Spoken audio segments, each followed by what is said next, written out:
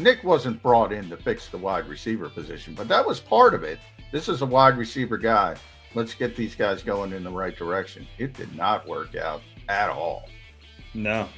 I mean, and those are 2 high picks.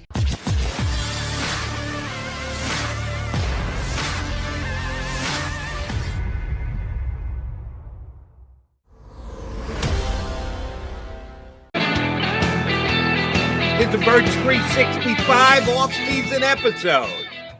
You got 3 bearded guys here to talk Eagles with you. At least one of them's got some color left in his beard. God bless the youngster that he is. It's losing it though. Jealous, man. You get a little white in there, little specks of white. Bit. And when it gets long, it lays down. You can see it better. That's why I keep it short. Smart man. Yeah, there's no hiding mine. It is white, so I might as well wear it loud and proud. Dave Zangaro from NBC Sports Philly here with us. John just found out, I'm sure you got the same email, Howie Roseman going to make himself available to you guys coming up at 11 o'clock this morning. How newsworthy is this thing going to be? I was doing a show on WIP last night, so I think, well, what I ask Howie, what I ask, and trying to answer the questions ahead of time. I don't know what Howie's going to be. You guys got your work cut out for you because any question of substance, I think Howie's going to give you a middling answer. I don't think he's going to be real revealing of what happens. What can we learn from Howie Roseman today, Dave Zangaro? Oh, you don't think so? You don't think he's going to tell us all the who they're going to take with the 3 picks? Yeah. I mean, it's a lot of it is playing a game. Really, it's kind of trying to. Like he's going to answer the way he answers, then you go through it and try to decipher what he actually means. And if he leaves doors open for certain things, if he avoids definitive statements about players or positions or whatever it is, and a lot of times he'll lead you astray purposefully. I mean, he's skilled at doing that. So look, it's always valuable to talk to the GM. A little less so to talk to Nick. We talk to him 3 times a week. Yeah. I'd almost rather not have Nick today. Kind of split it up. I always feel bad for the coach in these end of the season pressers, Dave. He's just sitting there waiting for a question. And then eventually someone's like, all right, let me ask. I feel Nick bad for him. So let's say you're hitting leadoff today. What's your first shot at Howie Roseman? What do you most want to know? Yeah, it's if you're batting leadoff today, the obvious question is about the quarterback position. It's the biggest topic in the city. Oh, yeah. It's a tough one to ask because we kind of know what he's going to say, but it's about, where their confidence level in Jalen is and if he'll explore other options. It's hard to imagine him saying, well, yeah, if Russell Wilson's available, I'm going to go, he's not going to say it. But I mean, that's the question. It's, where are they on the quarterback position and how aggressive or opportunistic is he going to be as it pertains to other quarterbacks this offseason? That's top of the list, really. I mean, there are other ones, certainly with 3 draft picks. It's, those questions are important, and them looking back at the first year under Nick Sirianni is a big deal. Like, how do they work together? What was the dynamic? What's the dynamic going into their second draft together now that they have a better understanding of the types of players and the offensive coordinator and the defensive coordinator, if he's still here, those are important, but I mean, nothing trumps the quarterback questions.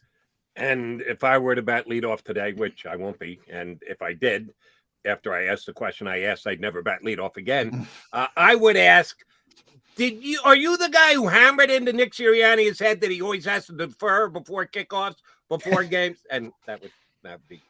I mean, chronologically, that's right. If you're going coin toss first. Yeah, with Browns, I know that, but it just annoys the snot out of me in case you hadn't heard that, Zangaro. Instead, maybe if you want to go the other way, the suck-up route. The general manager factory that is the Philadelphia Eagles, the fact that several Eagle individuals are being interviewed for other places. You want to get on Howie's good side, let him wax poetic about the individuals that he has underneath you, but then you sneak in with the follow-up. And if any of them leave, you got any ideas for replacements? Like, I don't know, Mike Mayock? What do you think about Mayock potentially joining the Eagles? I don't know. It'll be interesting to see what he wants to do. I understand why he became a GM, but there's something real cushy about an NFL Network gig that the GM is a lot of headache, and he was a GM without final say, so that's even more headache because I'd assume, and we don't even know what to blame him for, what not to blame him for out there. Right. That's tricky. Yeah, I mean, he's a well-respected draft guy, so maybe that's a possibility. I mean, but you got to listen to the draft guys you have first, before you bring in other draft guys. It is interesting. They do have some people in the front office that, and I kind of made fun of it when it happened. I think a lot of us did when Jeff Lurie brought up how many we all did the GM factory stuff. Yeah. But they did. I mean, in the last few years, they lost Joe Douglas, they lost Andrew Berry. There's a good chance they could lose one of these guys if it's Raish or Brown. Andy Weidel at some point could start getting some interviews. So they do have Ian Cunningham. People forget Dave Caldwell's here. That's true. We'll see what happens with Dave as well. But I haven't heard him for any interviews to get back into GM. So he might be the natural replacement for Catherine Raish if she leaves. Yeah. But I do want to talk to you because I saw you were on, I think, with the Houston Texans. Was it their website? So Jonathon Gannon. I had a bunch of, because I used to work in Houston. I had a bunch of people asking me about Gannon yesterday, which was kind of fun talking to those people down there. There's such a disconnect with Jonathon Gannon's reputation in Philadelphia versus his reputation in the rest of the league. He's getting interviewed today by Denver's flying to Philadelphia. Adam Schefter reports. It'll be Minnesota tomorrow. What are we missing as a city on Jonathon Gannon? Where's the NFL missing? It's in between. I mean, I think we look at Gannon and there were definite missteps this year. I was critical of him at times because I thought there were games where I didn't like his game plans. I didn't think he matched his personnel to what he wanted to do well enough. At times he did, and they had some success this year. Overall, there were missteps. But I also think he's not a bad coach. Bad coaches don't get 3 head coaching interviews. It just doesn't happen. And I think there is also a difference when you're talking about a head coach versus a defensive coordinator whose only job is scheme and coaching up one side of the ball, because Gannon has head coaching qualities, right? He has the communication aspect. He has the leadership aspect. And those are very important when you're looking at a head coach. I mean, those are some of the qualities that the Eagles really liked in Nick Sirianni. So he has all that. I don't know if he's ready to be a head coach, but people probably said the same thing about, I know people said the same thing about Nick last year. I think there needs to be growth from Gannon as a DC, but ultimately I think their biggest problem on defense was personnel. They just don't have enough talent on that side of the ball. I thought he did an okay job with what they had, honestly. Dave, here's a question that I would contemplate asking today, and I'm going to ask you to speculate on what the answer would be. For both Nick and Howie Roseman, because we know that the front office has been involved in the structure of the coaching staff. Gannon aside, he could take a job, be a head coach, and leave, and then they'd have to replace him. But assuming that's not the case, there going to be any changes to this Eagles staff this offseason? Yeah, I mean, it's rare that there aren't any changes. You could see some. I know my colleague Ruben Frank is calling. Yeah, I was surprised by that. Harsh on Michael Clay. On Michael Clay. But, I mean, not without total validity. I mean, that was an underperforming unit for a decent part of the year. Now, some of that is, is it Michael Clay's decision to keep trotting Reagor out there? Probably not, probably not on his own at least. So there are those questions. If you're looking at position coaches, I'm not going to fire anyone here, but there are some that you could make a case for moving on. There's some position coaches like I'll look, maybe defensive line. Is that an underperforming unit? Possibly. And that's a spot where they've really had trouble finding consistency at that that spot. Coach, they've had like that too much. 5 and 6 years or whatever it is. Wide receiver too much turnover. Too much turnover, and that's another one where you look and you're like, sure, you got a lot out of Quez Watkins, who's a 6th-round pick, but your 1st-round pick from last year has regressed somehow. That's amazing, by the way. That's amazing. If you go back to training camp, Dave, remember how much time Nick Sirianni would spend with the receivers? And if anything, they've gotten worse. And I'm talking about 2 specific guys, Jalen Reagor and J.J. Arcega-Whiteside. You can make an argument they regressed. And look, Nick wasn't brought in to fix the wide receiver position, but that was part of it. This is a wide receiver guy. Let's get these guys going in the right direction. It did not work out at all. No. I mean, and those are 2 high picks. Those are, and look, they end up getting Devontae Smith, and they probably don't draft him if those picks work out, but then they draft a good player there who got someone at a different spot. If you have Justin Jefferson or whoever else, it's a problem. And it's always tough to figure out when you have young players who are underperforming or don't live up to their draft status. Is it because it's on them, or is it the coaches aren't developing them? And it's a tough thing to figure out. But if you're Howie, it's a lot easier to say it's the coach is not developing them, right? He drafted this guy. That's true.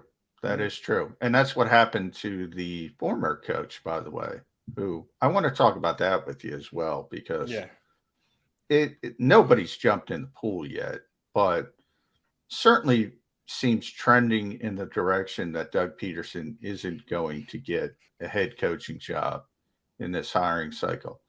Does that surprise you at all?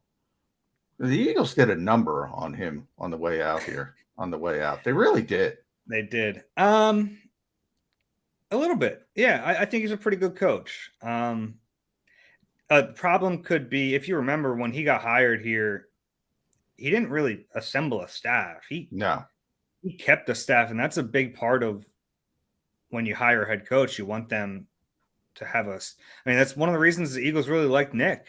He had a plan for his staff, and Gannon was a big part of that. And the other funny thing is, last week someone asked Nick about if he's talked to Jonathon Gannon about stealing from his staff, and he said he's not allowed to. I'm like, well, Nick, he took him. He took him from the staff. What are you talking about? Yeah. Doug, but that's not a Doug's strength, is putting a staff together. Maybe he's I think he has more connections in the league now than he did 6 years ago.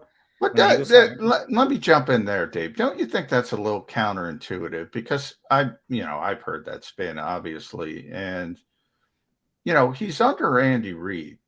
Like, you're going to leave a head coach that's known for creating other head coaches to get fired to learn about other fired assistants?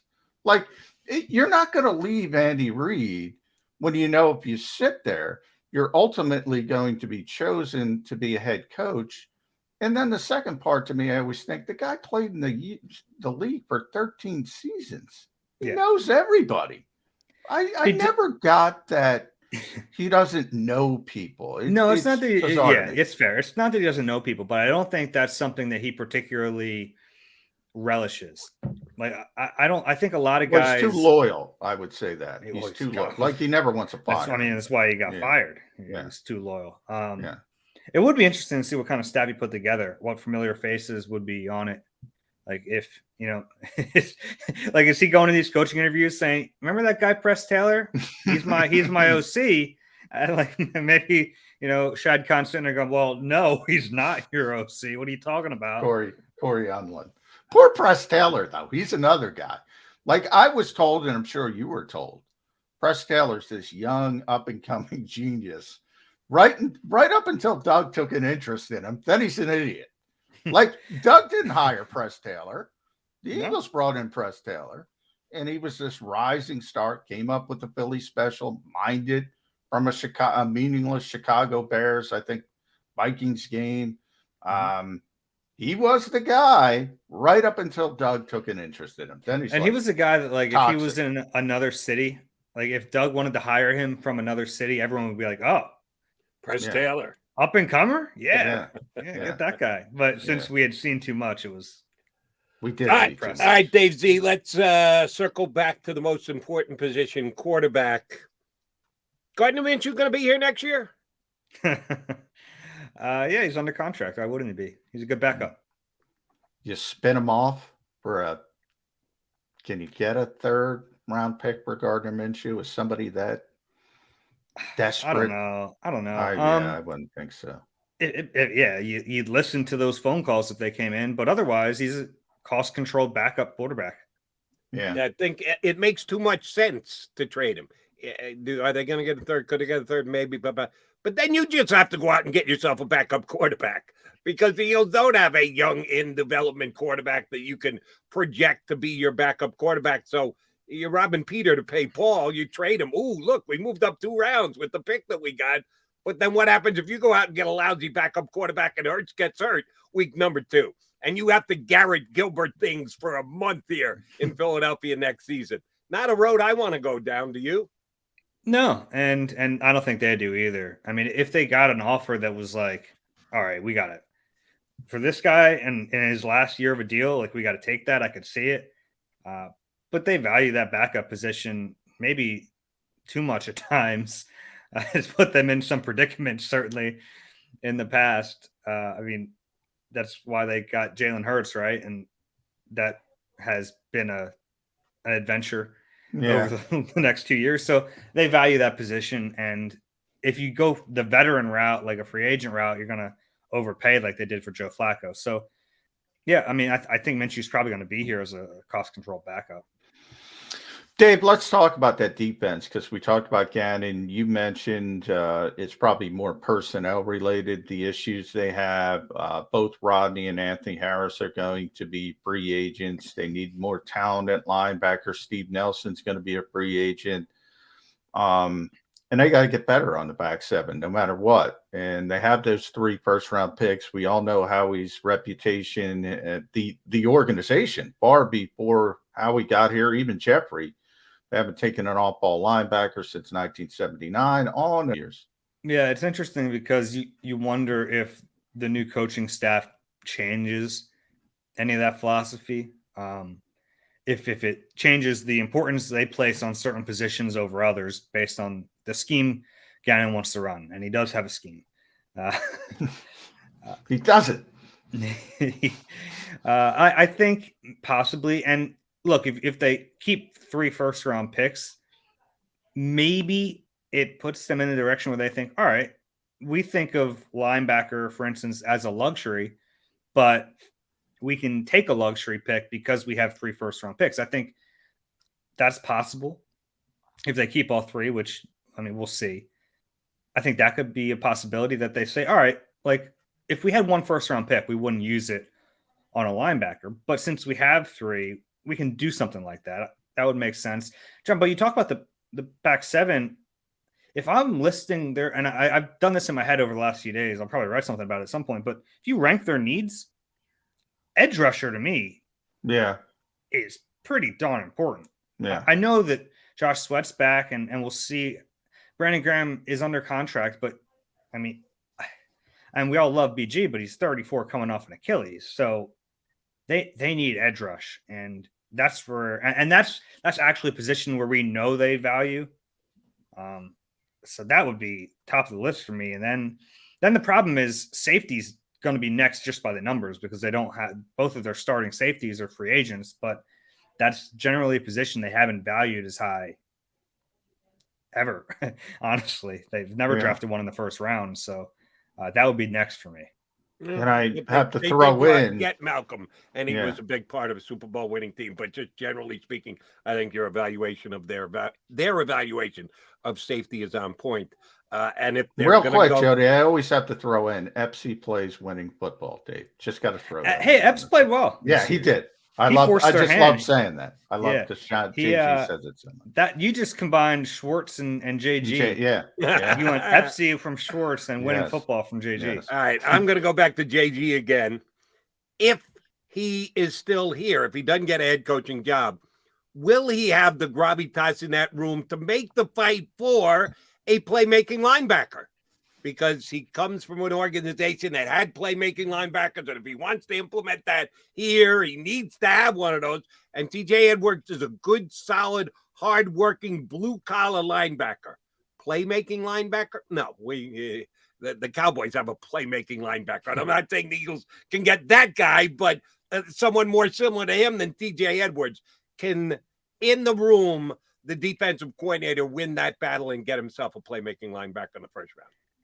I don't know if he can win that battle. He can maybe make a strong case, and maybe they'll listen to him. But they've been so unapologetic about the way they treat linebackers in the high rounds. I mean, even a couple of years ago, Howie basically admitted on the record that, yeah, we value positions differently, and we're not going to make leaps. So, and there's a few good linebackers who are going to be there in their range, and it's intriguing.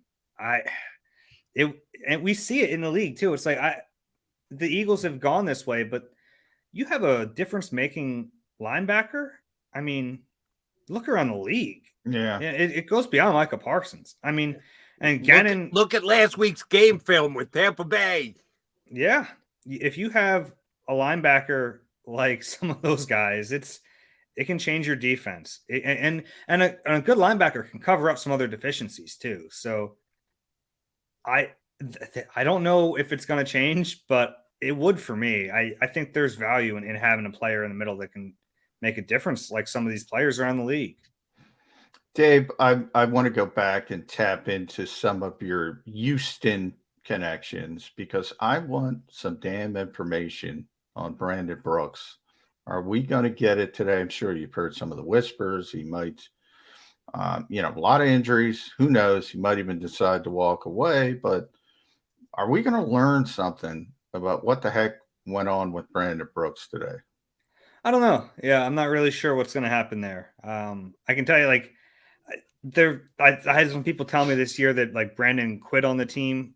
That's not Brandon Brooks. No, I mean, he's about as good a guy as you'll find in the league. So I don't know if we'll get answers today, but at some point, I'm sure we will. Dave, let me ask you about the relationship between Howie Roseman and Nick Sirianni. They will be up there together supposedly today, and we've seen press conference with the coach and the GM at the same time go real well, go real poorly, go back to Sirianni's first ever press conference. I don't know if the word ficus is going to come up today, but you get my drift. Sometimes it puts someone in a bad spot. Yeah. How do you think their relationship has gone? Grown from the time that they handed him the job through this entire season, the way that everything played, we're going to get a look at them co-acting together. Would you say their relationship is in a good spot? Because John and I talked about it in hour number one. It's probably the most important relationship in any organization between general manager and coach. How do you think their relationship sits today? Well, Howie always gets along with everyone he works with, so I don't think it's an issue. I think they're probably getting along. Success helps, and they had some success this year. They turned around a 4-win team into a playoff team, and it's moderate success, but that helps. And Nick's genuinely a likable guy. Like he can be fiery at times, but he doesn't strike me as a power hungry, we have to do it my way all the time type of guy. And you can see like certain personalities would clash. And I don't think these guys have the personalities that would clash. No, I'm not around them in the building. I don't know every day, but it would make sense to me if they get along all right. So let's talk about the head coach, Dave. And from your first impression to your last impression on this particular season, where are you on Nick Sirianni and his long-term future as the head coach of the Philadelphia Eagles? I thought he did good things in year one. It wasn't perfect. There were, like Gannon, there were missteps along the way. I think he had to kind of figure out his personnel. I give him credit for going run heavy. A lot of coaches wouldn't swallow their pride and do that. They would say, no, this is what I want to do, and I want to win this way, especially when you know that theoretically the organization would rather win in a certain way. And I think some of that stuff's been overblown, but generally this is a passing league. We hear that. And I think Nick wanted to win throwing the football, but he realized it wasn't working. He realized, hey, I have a really good offensive line. I have some running backs who can hit the hole at least. And he went with that. So I give him a ton of credit for that. And I thought he navigated some tricky situations well this year. Thinking like Lane Johnson. I mean, it's a tough deal for a rookie head coach coming in to figure that out. And I thought he handled those situations well. And a lot of those reasons the Eagles hired him, those intangibles were on display. Play calling was up and down.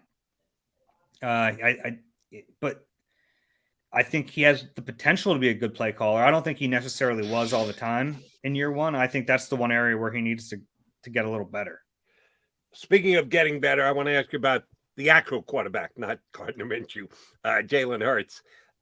If you're not named Rodgers or Mahomes or Brady, there's about 26, 27 quarterbacks in the NFL that can rightfully look in the mirror and go, I got to improve next year and get better. And Jalen Hurts is certainly one of them. Who's going to help him do that? He talks a good game after these games, and he represents himself and the organization quite well, but he hasn't given us any particulars on how he's going to get better, only that he needs to get better. Does he have a quarterback whisperer or a guru? Do the Eagles have one that want him working with? If he needs to get better, which I think we all can agree he does, how's that going to happen? Well, he's worked out with Quincy Avery before, and I'd assume he's going to do that again. Avery's a pretty good quarterback coach. He's been around a long time. He's worked with some really good players. So, yeah, that's probably where he starts. He probably goes back to Quincy Avery, and it's honestly something we probably should have asked him the other day. I'd assume that's where he starts. I'd be curious to find out what his take-home instructions were from the Eagles. I'm sure in their exit interview they came up with some. The Brian Johnson thing, how much did Brian Johnson help his growth this year? That's it's always tough to figure out who you credit, who you fault for these things. But he got better from rookie year. He got better. He did. It's tough to look at that now after the game he played in the playoffs. I thought he improved. Did he improve enough? It depends on whose scale you're going by. Yeah. But he got better. I saw some growth. There are things he needs to work on, and the things he needs to work on aren't any secret. They're the same things we've seen from him throughout his career, dating back to college. He needs to improve as a passer in a lot of different areas. So that's the homework. That's what he has to figure out this offseason and continue to work on that. All right, last one from me, Dave, and everybody read Dave at Dave Zangaro, NBC Sports Philadelphia. Does a tremendous job covering the Philadelphia Eagles alongside Reuben Frank. You mentioned a little bit about the Eagles wanting to win a certain way, and I agree with you. I think it's a little bit overblown, but they do think it's easier to win a certain way is how I say it, and they're right. It's easier to win by being an explosive offense in passing offense in the modern NFL. I think that's fair to say. When we talk about Jalen Hurts' development, his potential, can he get to that point where he's piloting an explosive passing offense, or does that answer the question on what this team will be doing long term? If they can get better, they'll get better. If they can't, they'll move forward with Jalen Hurts.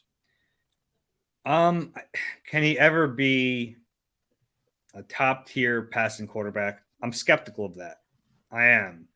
I don't want to completely say he can't, because I believe in him as a person and as a, I think he has a growth mindset. I think he wants to be there. So I don't want to completely say he can't, but I'm skeptical based on what I've seen from him on the field. So, look, I think if you have an elite quarterback, that's the way you do it. You try to be an explosive, high-powered offense. There aren't many of those guys. So if you don't have that player, I think you have to kind of tailor your offense to what your quarterback does best. And that's what the Eagles did for a lot of the year this year. And that's what, if he's their quarterback in 2022, that's what they have to do again. You can't force him to try to be someone he's not. You have to just put together the best plan for the quarterback he is at that point and hope he continues to grow so you can change that plan as it goes along. That's what I think we'll see. If he's a quarterback in 2022, I'm not saying they have to be as heavy run as they were during times this year, because eventually we'll see teams do what the Bucs did and force Jalen into the things he's uncomfortable with. But that's where you start. You start with your skills and the things that you do best. And that really starts with the quarterback. Dave Z, my final question, either you're going to love or you're going to hate. And I don't know which one it is. And I'm going to hate it. I'm going to use one of my partner's favorite phrases, little inside baseball. Today, when the press gathering comes together with Howie and Nick Sirianni, we talk about who's leading off, who's. How do you how do the Eagles determine? If you've been able to determine how the Eagles determine what order everybody goes in, is there a way to play your hand as a member of the media? Is it completely out of your control? How does it go on a day like this? I don't hate this question. This is fun. So we're today it's gonna be virtual. So we'll be on a Zoom, and we utilize the raised hand feature. So it's not always. It's the way I view the draft. It's not necessarily best player available. It's best player available given these circumstances. So it's first person to raise their hand in certain circumstances. Depends who exactly. the first person is. And I have strategy with the raised hand that sometimes I don't want to be the first question. Yeah, a lot of times. So you wait and you wait, like you're waiting I could be first, but I'm going to wait and see some other hands and then get in there. Because sometimes you feel an obligation as the leadoff to ask the big question. And it's like today, I know people are going to ask about Jalen Hurts. I don't necessarily want to burn my question. Right. There's a little strategy to it. That's what I figured, and I'm glad you didn't hate the question. And keep an eye on McMullen. Now, can you see the other guys or just you and the feed? Can you can you fake? Is there any pump faking to try and get your hand up and then pull it back?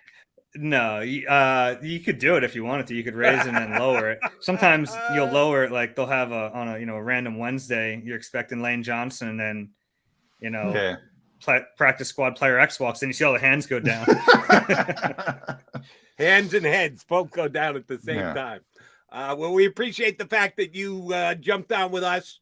You don't go anywhere, Zangaro, because we're going to be calling you all off season to give us your insights every once in a while. Thanks for today, and have a good time talking to Howie and Nick this afternoon.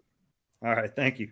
Thanks, Dave Zangaro, NBC Sports Philly. If I went a little too inside baseball there for either the fans or my partner, John McMullen, I'll apologize. But I really wanted to know. Well, Howie's a little bit different, too. So, yeah. How's Howie different? Well, I think, you don't want to say. All right, well, we got to take our last break anyway, McMullen. Yeah. Don't sweat it. We're almost done here, and you can start your prep to talk to the very difficult to talk to Howie Roseman, according to John McMullen. It's Mac and Mac guys. No, that's what I meant. I meant some people are not considered because it's Howie. That's what I meant. No, I don't understand what that means. What do you mean by that? You got to have a certain gravitas to be selected. Oh, okay. All right. And we know John's been quite complimentary of Howie of late, so I'm guessing. Well, that's why I'm doing it. That's why I did it. Question in today, baby. Birds 365 will be heard from in today's Zoom conference. According to some, that's why I did it. Yeah.